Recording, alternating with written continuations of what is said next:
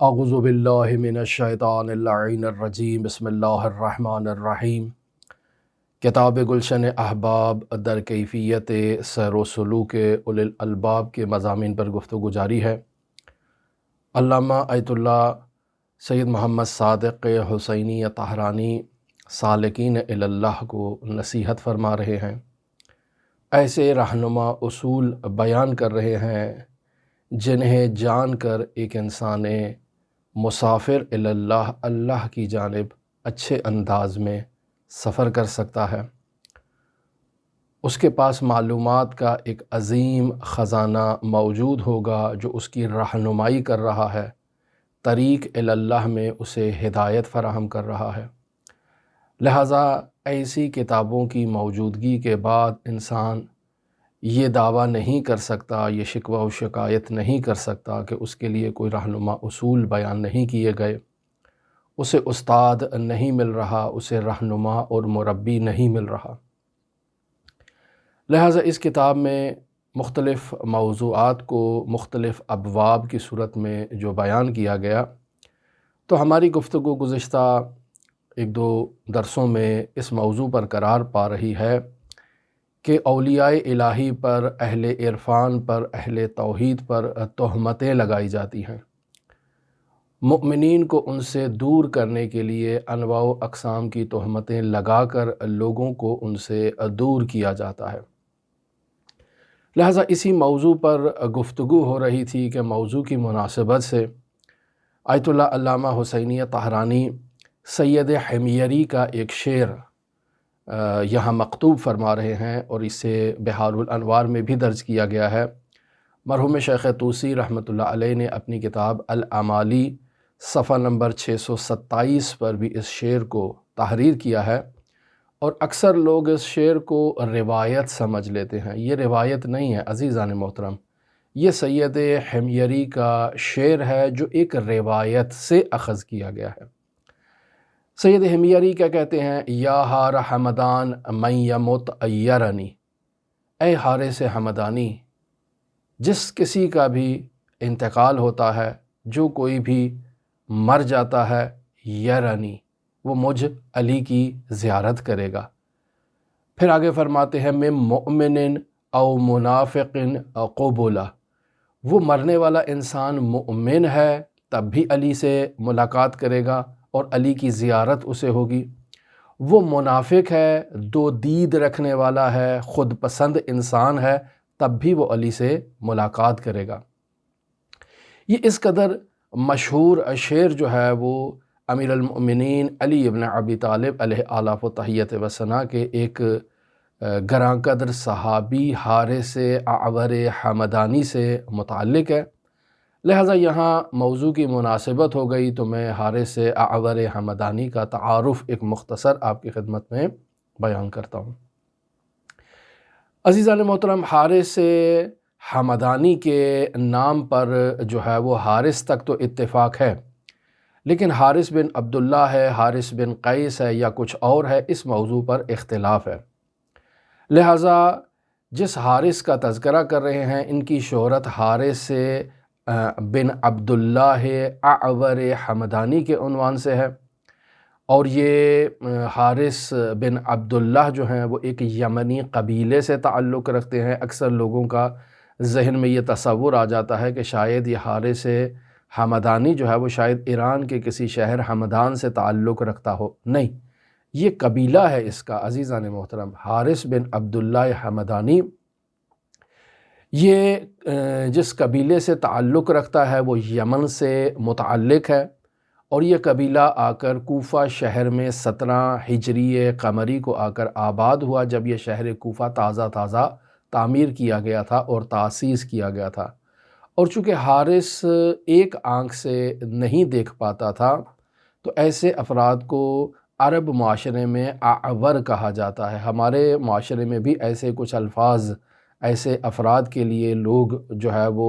استعمال کرتے ہیں، لیکن یہ اخلاقیات سے گری ہوئی بات ہے کہ کسی شخص کے لیے ایسے القاب، ایسے الفاظ استعمال کیے جائیں جو اس کے نقص عضو پر دلالت کرتے ہوں۔ کسی کی ایک آنکھ خراب ہے تو اسے بھینگا کہہ دینا، یعنی ٹیڑھی اگر آنکھ ہے تو یا کانا کہہ دینا، یا اس قسم کے الفاظ جو ہمارے معاشرے میں رائج ہیں، عرب معاشرے میں بھی ایسے شخص کو اعور کہا جاتا تھا۔ مرحوم شیخنا الاعظم انصاری کی بھی ایک آنکھ میں پرابلم تھی، انہیں بھی اسی لفظ کے ساتھ یاد کیا جاتا تھا، اور یہ اخلاقیات سے گری ہوئی بات ہے۔ لیکن تاریخی کتابوں میں جب افراد کے نام اس انداز میں بیان ہوتے ہیں تو اس کی ایک بنیادی وجہ یہ بھی ہوتی ہے کہ چونکہ افراد میں جو ہے وہ ان کی شناخت کا ایک ذریعہ یہ ایسے الفاظ قرار پاتے ہیں، چونکہ معاشرے میں شہرت تھی، وگرنہ آداب اسلامی کے یہ مطابق نہیں ہے۔ مثلا یہ حارث بن قیس ہے، یا حارث بن عبداللہ ہے، لیکن ہے حمدانی۔ اب نہیں معلوم کہ یا حار و حمدان کس شخصیت سے متعلق ہے، لہٰذا یہاں ان کا نام لیا جاتا ہے حارث بن عبداللہ اعور حمدانی۔ تو عزیزان محترم، یہ شخصیت حضرت سید الاوصیاء امیر المؤمنین علی ابن ابی طالب علیہ آلاف و تحیت و ثنا کے اصحاب خاص میں انہیں شمار کیا جاتا ہے، اور حارث وہ شخصیت ہے کہ جنہوں نے مدینہ میں امیر المؤمنین علی ابن ابی طالب علیہ آلاف و تحیت و ثنا کی سب سے پہلے بیعت فرمائی، اور جنگ صفین میں بھی امیر المؤمنین نے حارث حمدانی کو اپنے لشکر کا پرچم دار قرار دیا، اور ان کی شہرت معاشرے میں ایک تند رو شیعہ کے عنوان سے تھی، یعنی جو علی کے بہت ہی فدائی ہیں، بہت ہی فرمان بردار ہیں، بہت ہی چاہنے والے جو ہیں وہ صحابی ہیں، اور یہ وہ شخصیت ہے کہ جنہوں نے علی کے خطبات کو مکتوب کرنے کا آغاز کیا۔ پس اس اعتبار سے ان کا نام اس اعتبار سے لیا جاتا ہے کہ سب سے پہلے وہ شخص جس نے علی کے خطبات کو جمعآوری کرنا شروع کیا وہ حارث بن عبداللہ اعور حمدانی ہی تھے۔ مرحوم مجلسی بحار الانوار میں اس روایت کو تفصیل سے لکھتے ہیں۔ بحار الانوار ہے، جلد نمبر 6 ہے، صفحہ نمبر 179 ہے، کہ جس پر یہ روایت موجود ہے کہ وہ واقعہ کیا تھا جس میں امیر المومنین نے حارث سے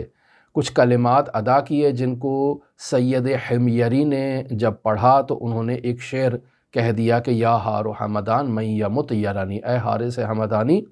جس کا بھی انتقال ہوگا وہ مجھ علی کی آ کر زیارت کرے گا، یعنی مجھ علی کی ملاقات ہوگی حین الموت۔ تو وہ واقعہ کچھ اس طرح سے ہے کہ حارث حمدانی بیمار ہو جاتے ہیں، اور حضرت سید الاوصیاء امیر المؤمنین علی ابن ابی طالب ان کی عیادت کے لیے جاتے ہیں، اور عیادت کے وقت امیر المؤمنین حارث سے یہ کلمات کہتے ہیں کہ میں تمہیں بشارت دیتا ہوں، اے حارث میں تمہیں خوشخبری دیتا ہوں کہ موت کے وقت پل صراط سے عبور کرتے وقت حوض کوثر کے پاس اور مقاسمہ کے وقت میری ملاقات جو ہے وہ ہوگی آپ سے۔ اب حارث حمدانی امیر المومنین سے پوچھتے ہیں کہ مولا بتائیے یہ مقاسمہ کیا ہے؟ تو امیر المومنین فرماتے ہیں کہ آگ کے ذریعے سے یہ انجام پاتا ہے، یعنی ایک آپ آگ کا کوڑا تصور کر لیں کہ جس سے اہل جہنم کو جہنم کی طرف ہانکا جاتا ہے۔ تو امیر المومنین فرماتے ہیں کہ قیامت کے دن میں اس آگ کے کوڑے کو تھام کر اہل جہنم کو جہنم کی آگ کی طرف دھکیلوں گا، اور جہنم کے درمیان تفقیق کروں گا، قسمت کروں گا، کہوں گا اے جہنم یہ میرا چاہنے والا ہے تو اسے چھوڑ دے، اور یہ میرا دشمن ہے اسے دبوچ لے، اسے پکڑ لے، تو میں واقع اس عمل کو انجام دوں گا، اسے مقاسمہ کہتے ہیں۔ پھر امیر المومنین علی ابن ابی طالب حارث حمدانی کے ہاتھ کو پکڑ لیتے ہیں، اسے فشار دیتے ہیں اور کہتے ہیں حارث یہ جیسے میں نے تمہارا ہاتھ پکڑا ہے اور میں اسے فشار دے رہا ہوں، ایسے ہی رسول خدا صلی اللہ علیہ وآلہ وسلم نے میرا ہاتھ پکڑا ہوگا، اور اس طرح سے جو ہے وہ رسول خدا صلی اللہ علیہ وآلہ وسلم نے ایسے ہی میرا ہاتھ پکڑا ہوگا جیسے میں نے تمہارا ہاتھ پکڑا ہے۔ تب میں نے رسول خدا صلی اللہ علیہ وآلہ وسلم کی خدمت میں قریش کے منافقین اور ایسے لوگوں کی جو حسد کرتے ہیں، تو میں نے رسول خدا کی بارگاہ میں شکایت کی کہ رسول خدا نے میرا ہاتھ پکڑا ہوا تھا، اسے دبا رہے تھے، فشار دے رہے تھے، اور میں قریش کے منافقین کی شکایت کر رہا تھا۔ تب رسول خدا صلی اللہ علیہ وآلہ وسلم نے مجھے یہ کہا تھا کہ اے علی قیامت کے دن ہوگا، میں محمد مصطفیٰ اللہ کی رسی کو مضبوطی سے تھامے رکھوں گا، اے علی اس قیامت کے دن تم نے میرا دامن مضبوطی سے تھام رکھا ہوگا اور تمہارے شیعوں نے تمہارا دامن مضبوطی سے تھام رکھا ہوگا۔ بس حارث ہمدانی، یہ جیسے تم نے میرا ہاتھ مضبوطی سے تھام رکھا ہے، ایسے ہی علی کا ہاتھ، علی نے رسول خدا کو تھام رکھا ہوگا، اور اس انداز میں تمہیں جنت کی طرف سوق دیا جائے گا۔ پھر امیر المومنین نے 3 دفعہ اس جملے کو تکرار فرمایا کہ اے حارث، تم جس سے محبت کرتے ہو اسی کے ساتھ محشور ہو گئے۔ یہ در واقع ایک روایت جسے میں نے پہلے بھی کہیں بیان کیا کہ انتا مع من احببتا، کہ تو اسی کے ساتھ محشور ہوگا جس سے تو محبت کرتا ہے۔ یہ بھی رسول خدا صلی اللہ علیہ وآلہ وسلم کا ایک فرمان ذیشان ہے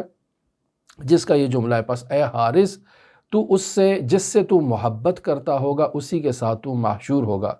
حارث ہمدانی یہ خبر سن کر خوشحال ہو گیا، خوشی میں اٹھا اور کہا اب مجھے کوئی پرواہ نہیں کہ میں موت کی طرف قدم بڑھاؤں یا موت میری طرف قدم بڑھائے، چونکہ اب موت کے وقت تو علی سے ملاقات ہونی ہے۔ لہٰذا اس تمام روایت کو سید حمیری نے جو ہے وہ اس شعر کی صورت میں جو ہے وہ بیان کیا ہے، جسے مرحوم شیخ توسی نے امالی کی جو ہے وہ صفحہ نمبر 627 پر تحریر کیا ہے کہ یا حار حمدان من یمت یرنی، اے حارث ہمدانی جو کوئی بھی مرتا ہے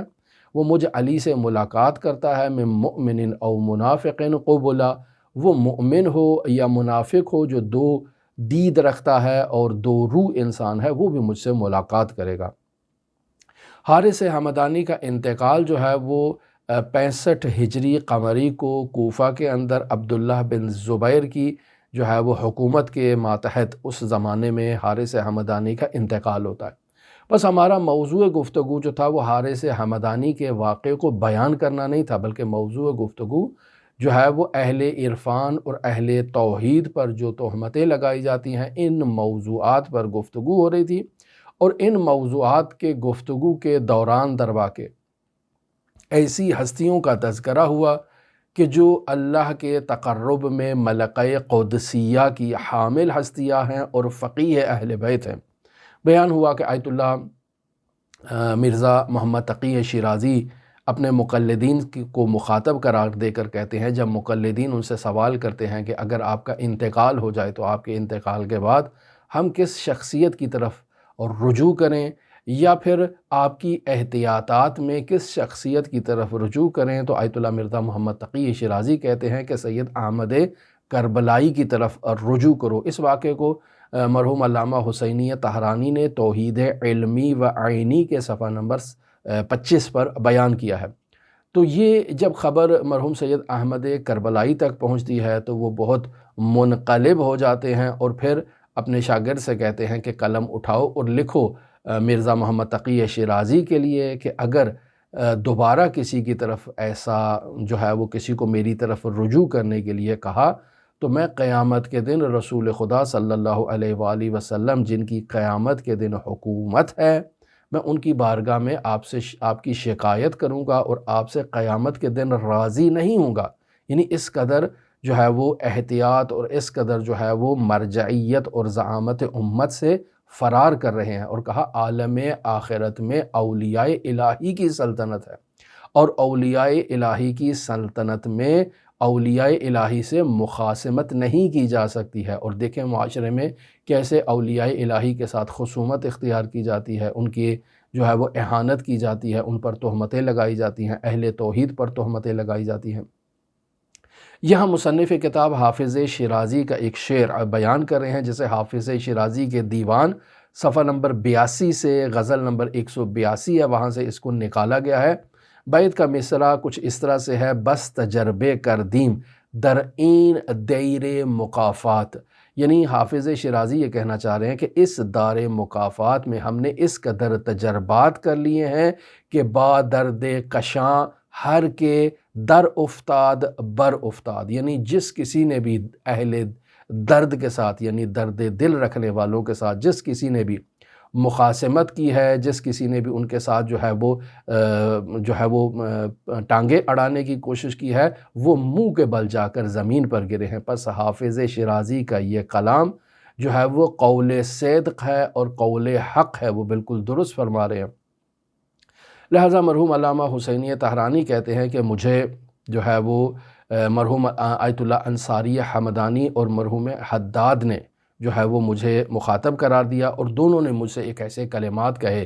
کہ اے سید محمد حسین حسینی طہرانی، تم کسی سے ناراض مت ہونا، چونکہ اگر تم کسی سے ناراض ہو گئے تو اس شخص کی دنیا اور آخرت دونوں خراب ہو جائیں گی۔ کیوں؟ چونکہ یہ اہل توحید ہے، چونکہ یہ اہل عرفان ہے، چونکہ یہ اللہ کا ولی ہے، اور اللہ کا ولی اگر اس دنیا میں کسی سے ناراض ہو جائے تو اس شخص کی دنیا بھی خراب ہو جاتی ہے اور اس شخص کی آخرت بھی خراب ہو جاتی ہے۔ پھر علامہ طہرانی کہتے ہیں کہ مجھے مرحوم حداد نے بھی یہی جملہ کہا تھا کہ سید محمد حسین، کسی سے ناراض نہ ہونا، چونکہ اگر تم کسی سے ناراض ہوئے تو اس کی دنیا جل کر خاکستر ہو جائے گی۔ پھر علامہ طہرانی کے فرزند علامہ حسینی طہرانی، صادق حسینی طہرانی کہتے ہیں کہ میں نے اس چیز کو اپنی آنکھوں سے مشاہدہ کیا ہے۔ مشاہدہ کہتے ہیں ماجرا کچھ یہ تھا کہ علامہ حسینی طہرانی نے کسی کے لیے قضاوت کی۔ ایک ان کا سلوکی دوست تھا، ایک ان کا مسجد کا مقتدی تھا، ان کے پیچھے نماز پڑھتا تھا۔ دونوں تجارت کرتے ہیں اور دونوں کے درمیان اختلاف ہو جاتا ہے، کافی آپس میں جو ہے وہ بحث ہو جاتی ہے، مشاجرہ ہو جاتا ہے، تو میں جیسے ہم اپنی اردو زبان میں کہتے ہیں، ایک ایسا مسئلہ پیش آ جاتا ہے اور دونوں کے مخاصمے کا، دونوں کے اختلاف کا کوئی حل دکھائی نہیں دیتا ہے۔ اب دونوں کیا کہتے ہیں کہ ہم چلتے ہیں علامہ حسینی طہرانی کے پاس اور جا کر ان سے فیصلہ کرواتے ہیں، قضاوت کرواتے ہیں۔ تو یہ دونوں علامہ حسینی طہرانی کے پاس آتے ہیں اور ایسے شخص کو کہ جس پر دونوں طرفین راضی ہوں، اسے قاضی تحکیم کہا جاتا ہے، یعنی جو وہ حکم کر دے وہ حکم نافذ العمل ہے شریعت مقدسہ مطہرہ اسلامیہ میں۔ لہٰذا علامہ طہرانی کے ایک جو ہے وہ ان کا سلوکی دوست ہے، دوسرا ان کا مسجد کا مقتدی ہے، دونوں اس اعتبار سے علامہ طہرانی کے نزدیک عزیز ہیں اور دونوں علامہ طہرانی پر اعتماد کر رہے ہیں۔ علامہ طہرانی کہتے ہیں کہ دیکھو، اگر تو تم دونوں مجھ پر اعتماد کر رہے ہو تو میں امیر المؤمنین علی ابن ابی طالب کی قضاوت اور فیصلوں کی طرح تم دونوں کے درمیان فیصلہ کروں گا، لیکن جو میں نے فیصلہ کر دیا تم لوگوں نے اس پر عمل کرنا ہے۔ اگر کسی نے میرے فیصلے سے اختلاف کیا اور اس کے برعکس جا کر انجام دیا، وہ یقین کر لے کہ اس کی زندگی جل کر خاکستر ہو جائے گی۔ یہ علامہ طہرانی اس کو کہتے ہیں۔ دونوں طرفین اس وقت تو جو ہے وہ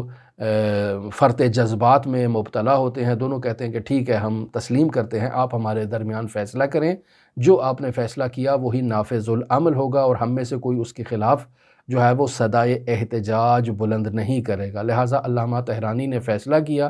فیصلے میں جو ان کا سلوکی شاگرد تھا، فیصلہ اس کے حق میں آیا، جو مسجد کا مقتدی تھا اس کے خلاف فیصلہ قرار پایا۔ ابھی ایک ہفتہ نہیں گزرا تھا کہ اس مسجد کے مقتدی نے فیصلے کے محتویات سے اختلاف کرنا شروع کر دیا، اور اس اختلاف کا نتیجہ کیا نکلا کہ اس کی تمام اموال، تمام جو اس کا کاروبار تھا وہ جل کر خاکستر ہو گیا، بالکل نابود ہو گیا۔ تو علامہ طہرانی سے ناراضگی، جو اللہ کے ولی ہیں، جو اللہ کی راہ پر قدم بڑھانے والے ایک مسافر اللہ ہیں، اللہ کے ایسے ولی سے ناراضگی کا نتیجہ، یعنی اسے ناراض کرنے کا نتیجہ یہ ہے کہ انسان کی دنیا بھی نابود ہو جاتی ہے، آخرت بھی نابود ہو جاتی ہے۔ لہٰذا اس قدر اللہ کے اولیاء اولاً تو وسعت قلبی کا مظاہرہ کرتے ہیں، کسی سے ناراض نہیں ہوتے ہیں۔ صرف آخرت کے مسائل میں افراد سے جو ہے وہ ناراض ہوتے ہیں، دنیاوی مسائل میں اصلاً نظر انداز کر دیتے ہیں،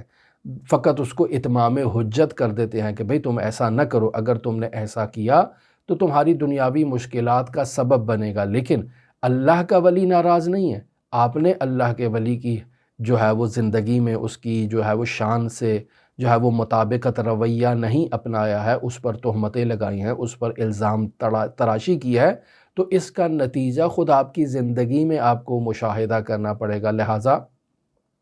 اولیاء الہی اس دنیا میں دنیاوی معاملات سے متعلق جو ہے وہ کوشش یہی کرتے ہیں کہ کسی سے ناراض نہ ہوں، صرف آخرت کے مسائل سے متعلق جو ہیں وہ اپنے غم و غصے کا اظہار کریں۔ لیکن اگر اولیاء الہی ناراض ہو جائیں، چاہے وہ اس دنیا کے مسائل سے متعلق ہو، چاہے وہ آخرت کے مسائل سے متعلق ہو، ان کی ناراضگی طرف مقابل کے لیے بہت گراں بہا ثابت ہوتی ہے اور بہت سنگین نتائج کا اس کو سامنا کرنا پڑتا ہے۔ بہرکیف علامہ طحرانی فرما رہے ہیں کہ ہماری گفتگو یہاں تھی کہ آغاز صدر اسلام میں بھی منافقین نے اور دشمنان اسلام نے اور معاندین نے جب بھی مسلمانوں کے سامنے وہ ان کی جو ہے وہ ہمت جواب دے جاتی تھی تو ان کے پاس حربہ کیا ہوتا تھا کہ وہ ان مؤمنین پر، ان مسلمانوں پر افتراء لگایا کرتے تھے، تہمت لگایا کرتے تھے، اور اس انداز میں افتراء اور تہمت لگا کے وہ اپنا جو ہے وہ گزر بسر کیا کرتے تھے۔ مرحوم انصاری یا حمدانی پر تہمتیں لگائی گئیں، مرحوم قاضی پر تہمت لگائی گئی، اور افتراء کا یہ دروازہ لوگوں نے کھول دیا، اور لوگوں کی زبان کو تو کوئی کنٹرول نہیں کر سکتا، کسی کی زبان پر تو تالا نہیں لگایا جا سکتا ہے،